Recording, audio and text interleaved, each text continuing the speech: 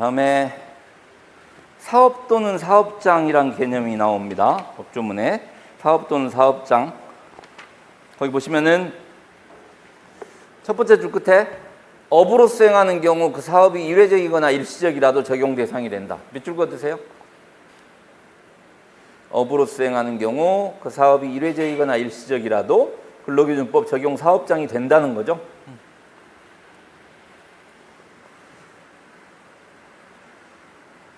이제 막 개업을 했어도 적용이 된다는 얘기입니다. 이게.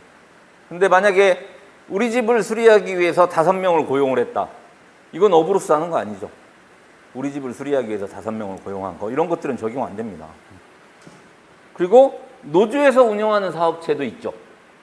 노조에서 운영하는 사업자가 5명이 넘으면 근로기준법 적용되죠.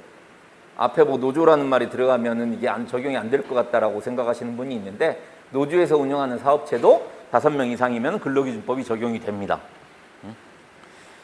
그 세 번째 줄에 사업의 종류, 영리추구 여부 및 국내 외임을 묻지 않고 무허가 사업이나 행정상 금지되어 있는 사업에 근로자를 고용한 경우에도 상시 근로자 수가 5인 이상이면 근로기준법이 적용이 됩니다. 그래서 거기 가로 안에 보시면은 뭐 국영기업체, 국가나 지방자치단체가 행하는 사업, 정부 투자기관, 종교단체가 행하는 사업. 그러니까 종교단체에서 운영하는 유치원 같은 데도 5명 이상이면 근로기준법 적용되는 거죠. 아파트 자취에도 5명 이상이면 당연히 적용이 됩니다. 근로기준법이. 무허가 음식점도 마찬가지예요. 무허가 음식점도 5명 이상이면 근로기준법이 적용이 됩니다. 근데 거기 보세요. 6번째 줄. 그러나 형사상 범죄 행위를 위한 사업체에 근로자를 고용하는 경우에는 근로기준법이 적용되지 않는다. 그러니까 마약이나 무기를 제조 판매하기 위한 사업체 이런 것들은 불법성이 너무 크죠. 그냥 무허가 음식점하고는 다릅니다. 이런 경우에는 국가에서 조력을 해줄 수가 없다는 거죠. 근로기준법으로 보호해 줄 수가 없다는 거죠. 그런 그 불법성이 큰 사업까지 그냥 허가받지 않고 음식점 하는 거하고는 다르다는 얘기입니다. 불법성 자체가.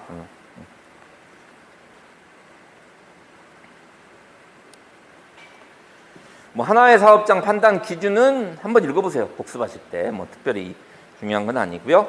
다음에 이제 4인 이하 사업장입니다. 거기 우리 11조 2항을 보면 상시 4명 이하의 근로자를 사용하는 사업장에 대해서는 대통령령으로 정하는 바에 따라서 이 법의 일부 규정을 적용할 수 있다고 돼 있죠. 그러니까 원칙적으로 5명 이상한테 근로기준법이 적용이 되는데 4명 이하인 경우에도 근로기준법이 적용되는 게 있다는 얘기죠. 규정이. 굉장히 중요합니다. 굉장히. 그래서 거기 보시면 세 번째 줄에 규정 취지에 비추어서 일반적으로 가산임금이나 퇴직금 등 경제적 부담을 주는 규정은 4인 이하 사업장에 적용을 안 시킨다는 거죠. 그러니까 뭐 직원 2-3명 고용해서 뭐 김밥집을 운영하는데 거기 그렇게 소규모 영세 사업장까지 뭐 그 연장 야간 휴일 근로 수당을 주게 하면은 그 가게 안 할 수도 있잖아요.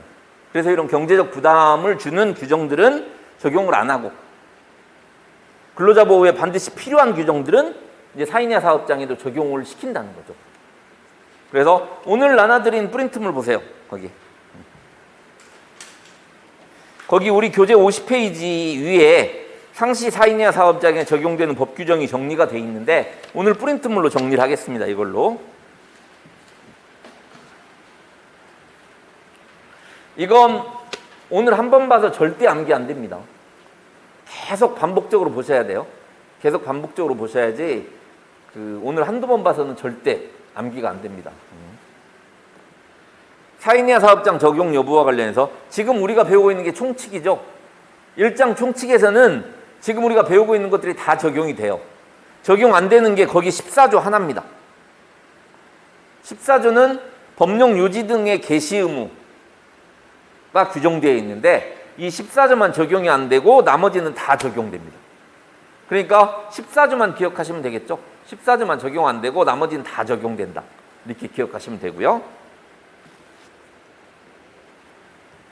다음 2장 근로계약과 관련된 규정에서는 거기 나와 있는 19조 2항 근로조건 위반 시 손해배상 청구 규약여비 지급 23조 1항 부당해고 등의 제한 24조 정리해고 25조 우선 재고용 27조 해고 사유 서면 통지, 28조 부당해고 구제 신청 이런 것들 적용 안 됩니다.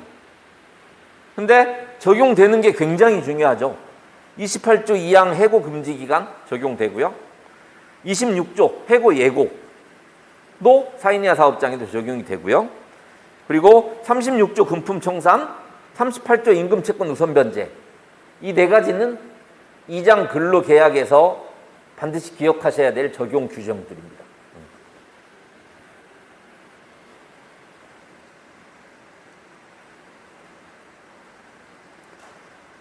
다음에 3장 임금과 관련된 규정에서는 다 적용이 되고 46조에 나와 있는 휴업수당만 적용이 안 됩니다. 그러니까 휴업수당만 기억하면 되겠죠. 여기서는 휴업수당만 기억하시면 됩니다.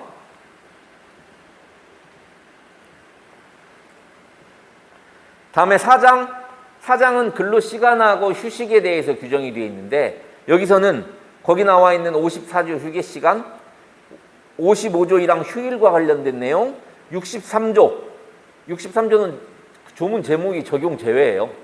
이건 나중에 배우시겠지만 특수근로자에 대해서 적용을 한 규정입니다. 특수근로자 규정. 그래서 이것만 사인이하 사업장에 적용이 되고 나머지는 다 적용 안 됩니다. 그러니까 4장에서는 이 세 가지만 기억하시면 되죠. 54조 휴게, 55조 휴일, 63조 특수근로자 이 세 가지만 적용이 된다. 라고 기억하시면 되고요.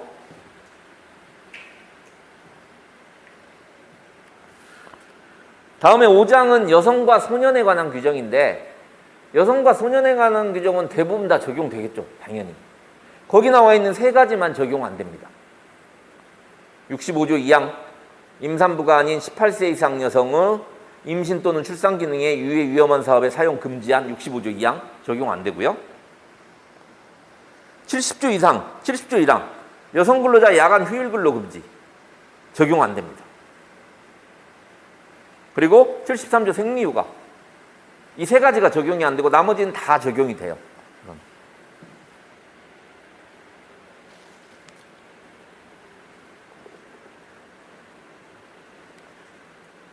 안전과 보건은 적용되는데 이건 별 의미가 없어요. 안전과 보건에 관해서는 산업안전보건법에 따른다. 딱 한 조예요. 별 의미는 없습니다. 별로 시험 안 나오고요. 이건 7장 기능습득도 조문 하나인데 이것도 적용 안 됩니다. 재해보상은 적용이 됩니다. 이런 것도 적용이 안 된다면 너무 가혹하잖아요. 그래서 재해보상은 적용이 됩니다. 그리고 취업규칙은 적용 안 됩니다. 이건 뭐 나중에 취업규칙까지 배우면 당연히 기억을 논리적으로 이해를 하실 텐데 취업규칙은 상시근로자 10명 이상일 때 작성 의무가 있어요. 그러니까 사인이하 사업장에서는 취업규칙 작성 의무가 없죠. 그러니까 취업규칙 자체가 적용이 안 되겠죠. 당연히. 그리고 사인이하 사업장에 기숙사가 있을 리가 없죠. 적용 안 되죠. 당연히.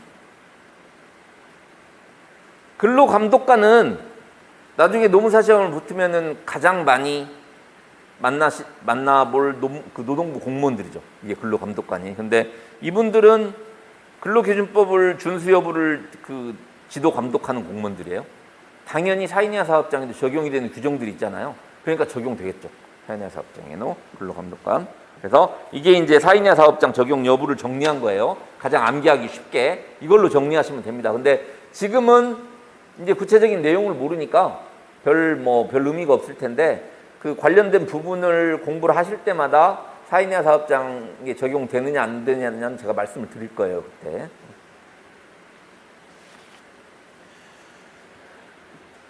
다음에 3번 근로기준법 적용 예외입니다. 아까 11조 1항 단서에 동거의 친족만을 사용하는 사업장하고 가사 사용인한테는 적용이 안 된다고 그랬죠. 그래서 먼저 1번 동거의 친족만을 사용하는 사업 또는 사업장. 친족이란 8촌 이내의 혈족, 4촌 이내의 인척 및 배우자를 말한다. 민법 규정입니다. 동거란 세대를 같이 하고 일상생활을 공동으로 한다는 것을 의미합니다. 그래서 따라서 동거 친족만을 사용해야 근로기준법 적용이 안 되는 거죠. 그냥 친족만을 사용하면 근로기준법 적용돼요. 그렇죠?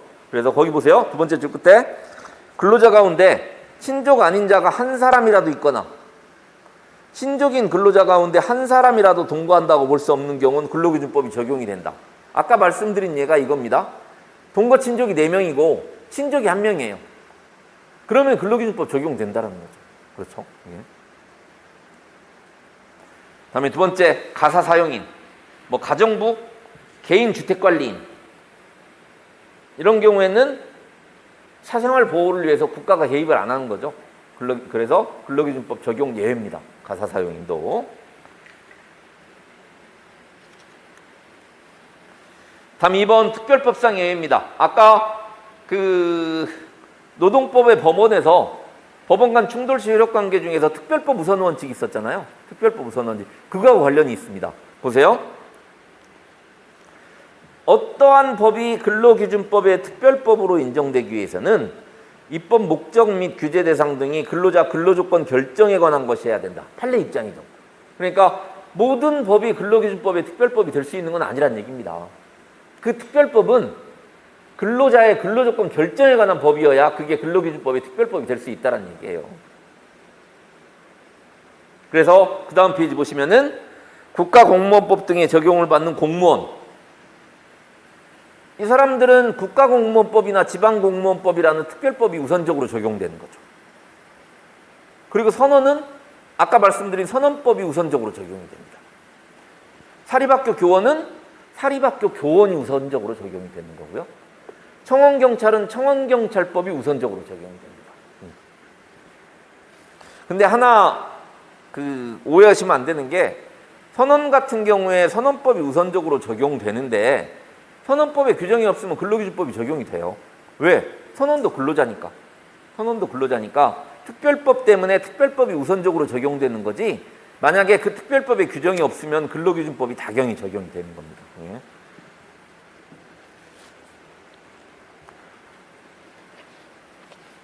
다음에 장소적 범위 간단히 볼게요. 원칙은 속지주의입니다.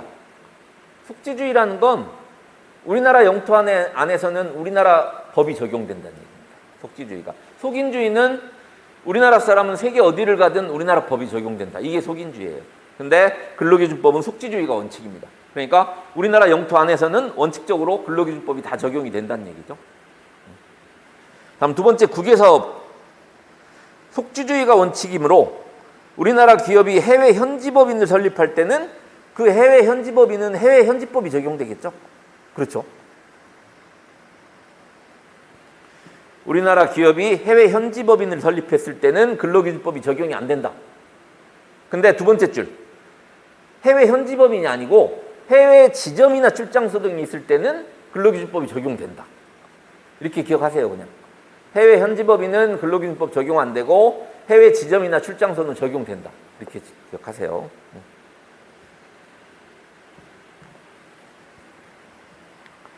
그다음 3번 외국 기업의 국내 사업입니다. 한국 IBM에서 일하는 근로자, 당연히 우리 근로기준법 적용되겠죠. 그렇죠? 외국 기업의 국내 사업은 당연히 우리 근로기준법이 적용이 됩니다.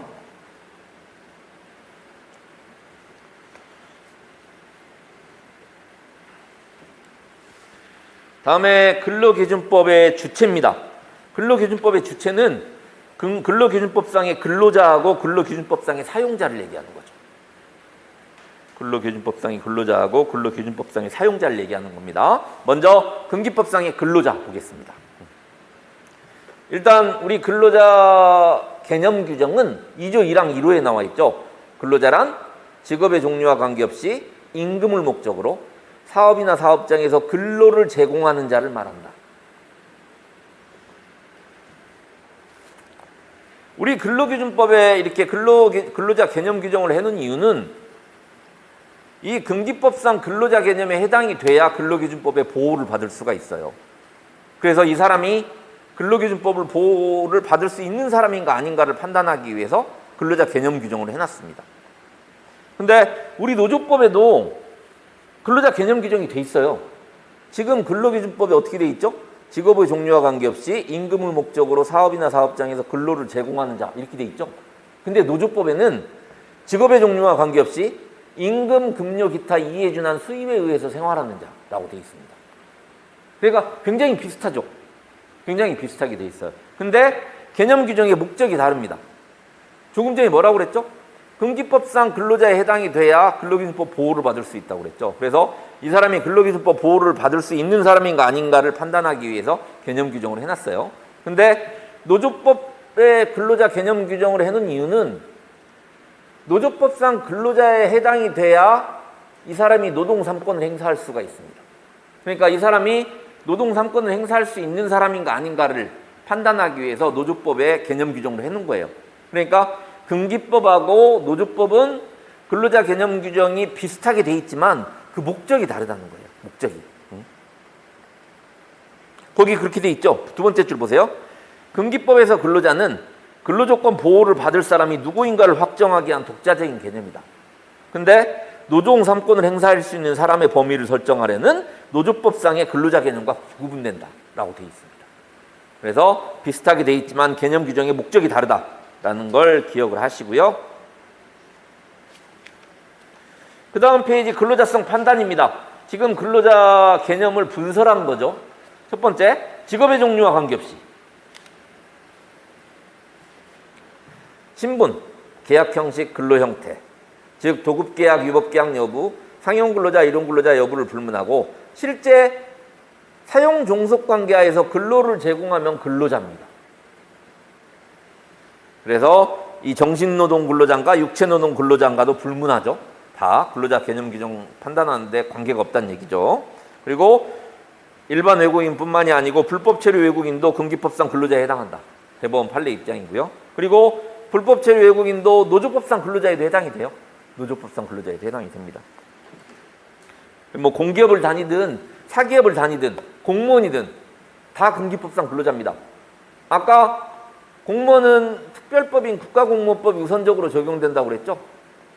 그래도 그 사람들도 근로자예요. 그 사람도 근로자입니다.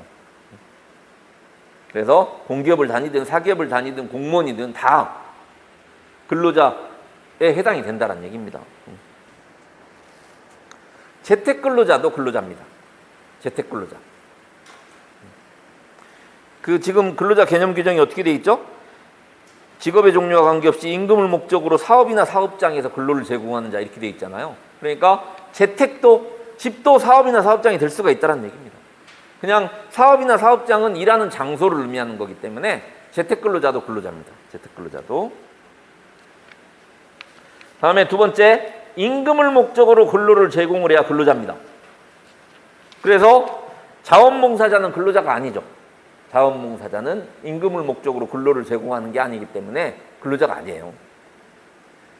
그리고 또 실업급여를 받을 수도 있죠. 국가에서. 실업급여 받는 사람들도 근로자 아닙니다. 실업급여 받는 사람들도 임금을 목적으로 근로를 제공하는 게 아니기 때문에 그냥 국가에서 사회보장 차원에서 실업급여를 주는 거지 실업급여를 받는다고 해서 근로자가 되는 건 아니죠.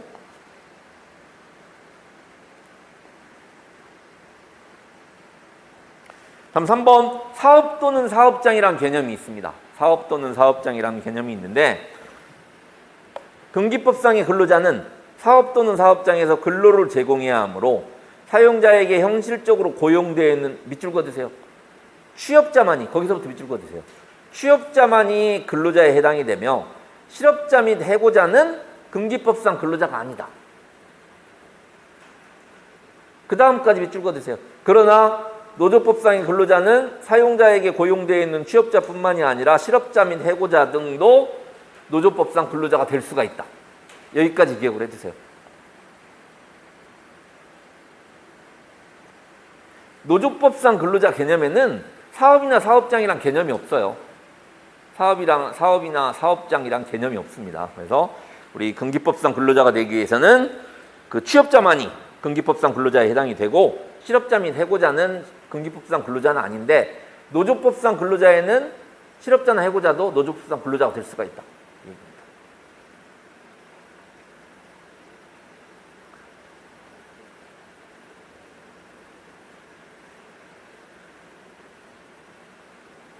다음에 네 번째, 사용 종속관계의 존재입니다. 이건 근로자 개념 규정이 안 들어가 있죠. 그 2조 1항 1호에 사용 종속관계라는 표현은 없죠. 근데 아까 말씀드렸지만 판례에서 사용 종속관계라는 표현을 사용하고 있습니다. 판례에서. 그래서 근기법상의 근로자 개념에 해당하기 위해서는 위의 요건 이외에도 계약 형식에 관계없이 근로자와 사용자 간의 사용 종속관계가 존재해야 근기법상 근로자가 될 수 있다라고 봅니다.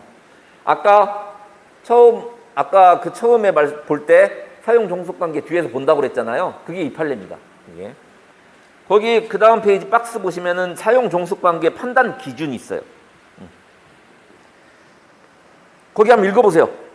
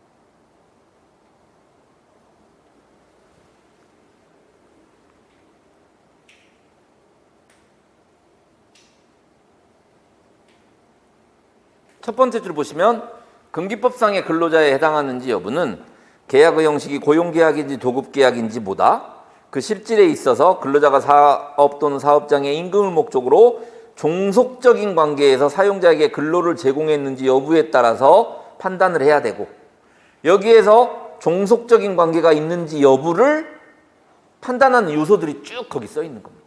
여기.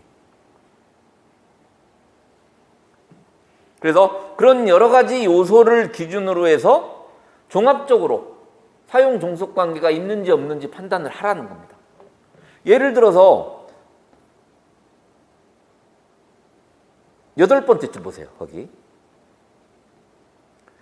노무 제공을 통한 이윤의 창출과 손실의 초래 등 위험을 스스로 안고 있는지.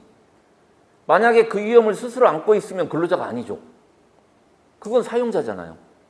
그 여러 가지 요소를 판단을 한다는 거죠.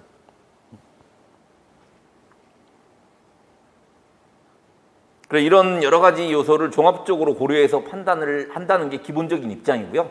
근데 그 밑에 그 고딕체로 되어 있는 부분 보세요.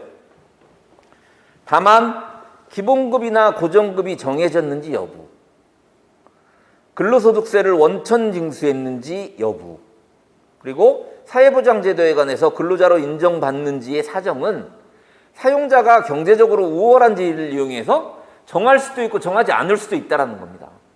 그래서 이걸 기준으로는 근로자성을 부인하지 말라라는 얘기입니다. 그 세 가지 일단 기억해 두세요. 기본급이나 고정급이 정해졌는지 여부, 근로소득세를 원천 징수했는지 여부, 사회보장제도에 관해서 근로자로 인정받는지 사정, 이 세 가지를 이유로 근로자성을 쉽게 부정하지 마라.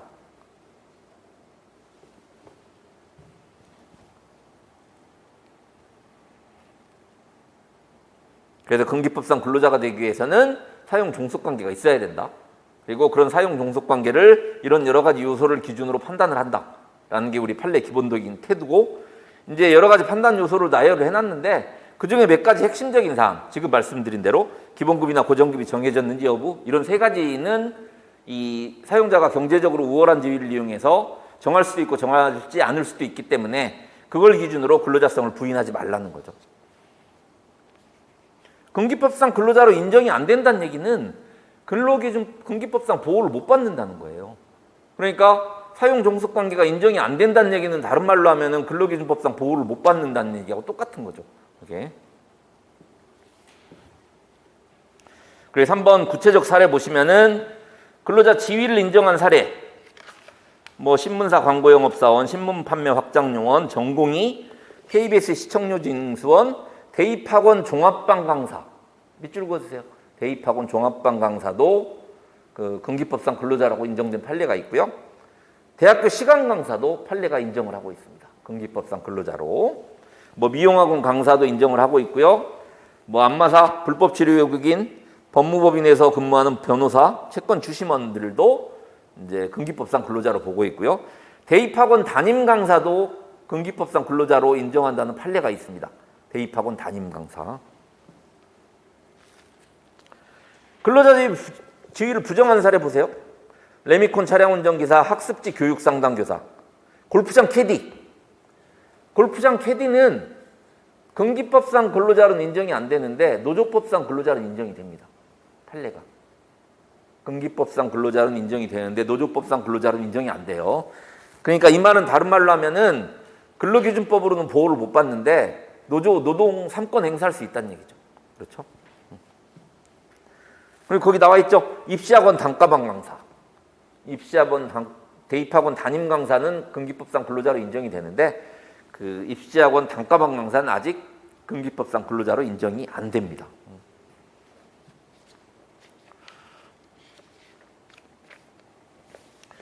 그 다음 페이지 보세요. 이제 근기법상 사용자입니다. 사용자. 일단 근기법상 사용자라고 인정이 되면 근로기준법을 준수할 책임이 있습니다. 그래서 근기법상 사용자를 개념 규정을 해놓은 이유는 이 사람이 근로기준법을 준수할 책임이 있는가 없는가를 판단하기 위해서 그런 거죠. 그래서 거기 첫 번째 줄 근기법이 정하고 있는 근로조건에 관한 사항을 준수할 의무를 지고 그 위반에 따른 법정 책임을 부담하는 자를 근기법상 사용자라고 하는데 우리 근로기준법에서는 사용자를 어떻게 개념 규정을 하고 있냐면은 거기 세 번째 줄 보세요. 사업주, 사업경영 담당자, 사업주를 위해서 행위하는 자. 밑줄 그어주세요. 사업주, 사업경영 담당자, 근로자에 관한 사항에 대해서 사업주를 위해서 행위하는 자. 이게 우리 근기법상 사용자입니다. 노조법에도 똑같이 돼 있어요. 노조법에도 똑같이 돼 있습니다. 근데 이것도 목적이 다른 거죠.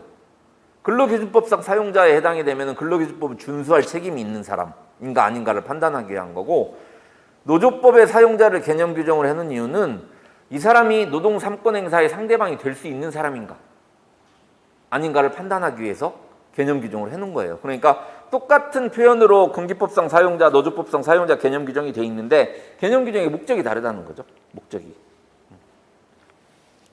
그래서 사용자 개념을 먼저 보면 먼저 사업주입니다. 두 번째 줄 보세요. 개인회사인 경우에는 개인이 사업주죠. 법인인 경우에는 법인 그 자체가 사업주입니다. 개인회사인 경우에는 개인이 사업주고 법인인 경우에는 법인이 사업주가 되는 거예요. 사업경영 담당자, 사장님. 가장 간단하게 말하면 CEO나 뭐 사장님을 얘기하는 거죠.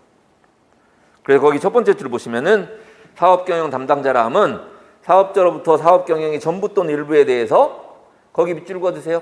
포괄적 위임, 밑줄 그어주세요. 포괄적 위임을 받고 대외적으로 사업을 대표하거나 대리하는 자를 사업경영 담당자라고 합니다.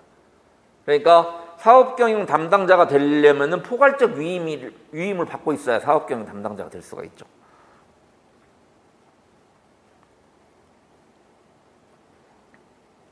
다음 세 번째, 근로자에 관한 사항에 대해서 사업주를 위해서 행위하는 자.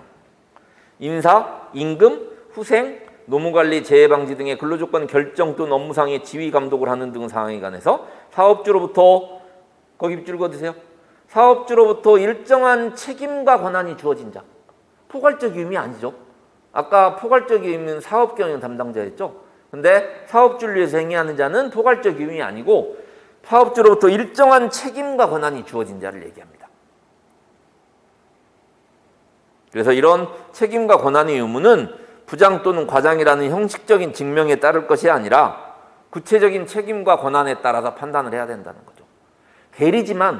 대리지만 사업주로부터 일정한 책임과 권한이 주어진 자라면은 사업주를 위해서 행위하는 자가 될 수 있다는 얘기입니다. 뭐 부장이나 과장 이런 형식적인 직함이 중요한 게 아니고.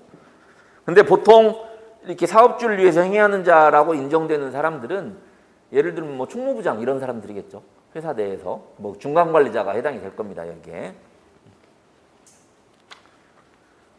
다음에 사용자 개념의 상대성입니다. 이 사용자 개념의 상대성 개념은 똑같은 사람이 어떨 때는 근로자가 되고 어떨 때는 사용자가 되는 거죠. 이게 사용자 개념의 상대성입니다. 그러니까 A라는 사람이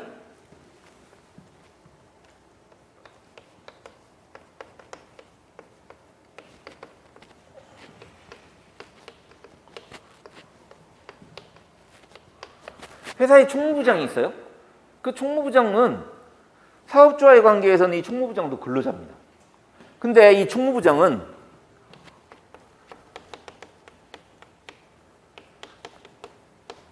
일반 근로자와의 관계에서는 사업주를 위해서 행위하는 사람이 되는 거잖아요.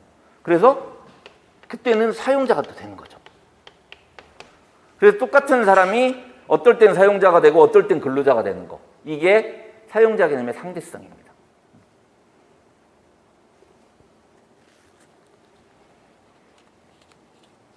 거기 세 번째 줄 보시면 근로계약의 당사자로서는 근로자에 해당하더라도, 그러니까 외부에서 총무부장을 스카우트 해왔는데 그 총무부장이 사업주와의 관계에서는 근로자지만 일반 근로자들 입장에서 봤을 때는 그 사람은 사업주를 위해서 행위하는 자가 된다는 거죠. 사용자 개념의 상대성 개념을 일단 이해를 하시고요. 그리고 하나 더 기억하셔야 될 건 노조법에는 상대성 개념이 없습니다. 근로기준법에서만 상대성 개념이 있어요. 그러니까 노조법에서는 똑같은 사람이 어떨 땐 근로자이고 어떨 땐 사용자인 경우가 없다는 얘기예요. 그게.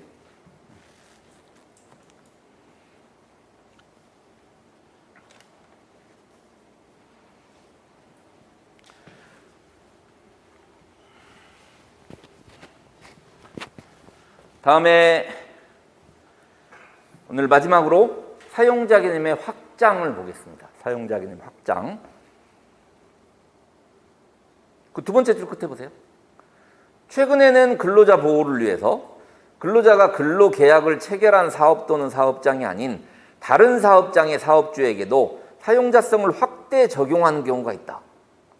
가로 안에 보시면 도급이나 위탁, 사업분리 등에 의해서 근로계약의 체결 당사자인 사업주와 실질적인 업무 지휘 감독권을 행사하는 사업자가 다른 경우, 예를 들어서 이런 경우입니다. B라는 회사가 있어요. B라는 회사가 있어요. 여기에 A라는 근로자, B라는 근로자, C라는 근로자, 뭐 D라는 근로자 쭉 있어요. 근로자들이. 이 사람들의 사용자는 B라는 회사죠. 이 사람들, 이 A, B, C, D 근로자들의 사용자는 B입니다. 그러니까 원래 이 근로기준법 준수할 책임이 있는 게 B입니다. 근데 B라는 회사가 형식적으로 있긴 있는데 A라는 회사에서 이 B 회사를 지배를 하고 있어요. 그래서 이 A, B, C, D 근로자들의 임금, 근로시간, 뭐 퇴직금 이런 것도 다 A라는 회사에서 결정을 하고 지급을 합니다. 그러면은 A, B, C 근로자 입장에서는 이 B라는 회사는 실권이 없잖아요. 그러니까 이럴 때는 A한테 근로기준법상 사용자 책임을 부과를 해야 이 근로자들을 보호할 수가 있겠죠. 이게 사용자 개념의 확장입니다. 확장. 일단 개념을 이해를 하시고요. 거기 박스에 나와 있는 판례가 이 사용자 개념 확장을 인정한 대표적인 판례입니다. 거기 두 꼭지로 나와 있죠. 첫 번째 꼭지 한번 읽어보세요.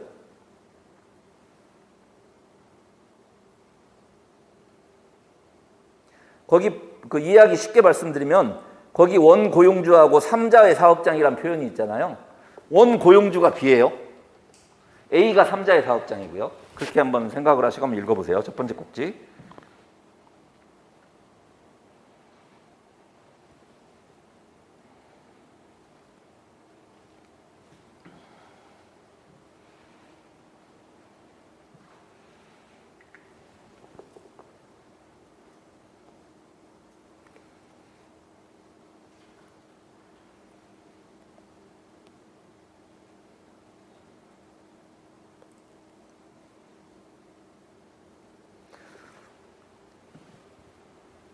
두 번째까지 읽어보세요. 두 번째 꼭지까지.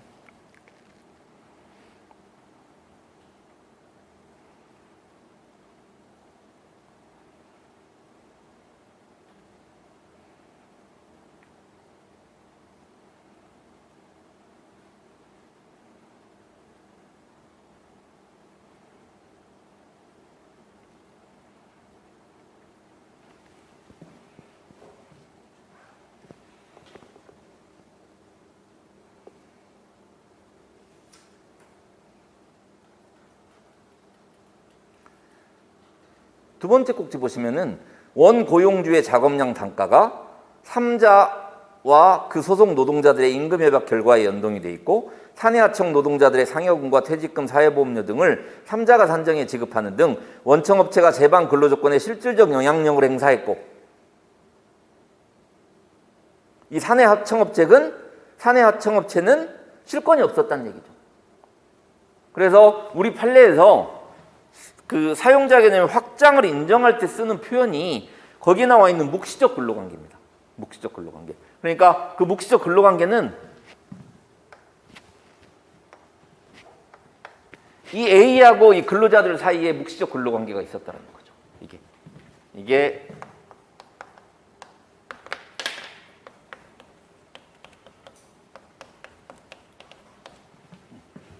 그래서 이런 그 묵시적 근로관계가 인정이 되기 위해서는 이런 하청업체는 이 B는 사업경영의 독립성이 없어야 되죠. 사업경영의 독립성이 없어야 되고 원고용주의 근로자와 3자 사이에 종속적 관계가 있어야 된다. 그러니까 이 A하고 A, B, C 근로자 사이에 종속적 근로관계가 인정이 그래야 이 A하고 이 근로자들 사이에 묵시적 근로관계가 인정이 돼서 A한테 사용자 개념, 그 사용자 책임을 물을 수가 있다는 얘기죠. 이게 사용자 개념의 확장입니다. 확장.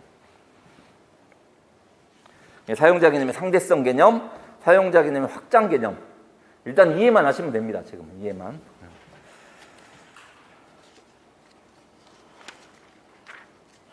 근기법상 근로자하고 사용자까지 봤습니다. 오늘은 여기까지 보도록 하겠습니다. 다음 시간 오실 때는 꼭 복습을 해가지고 오시기 바랍니다. 수고하셨습니다.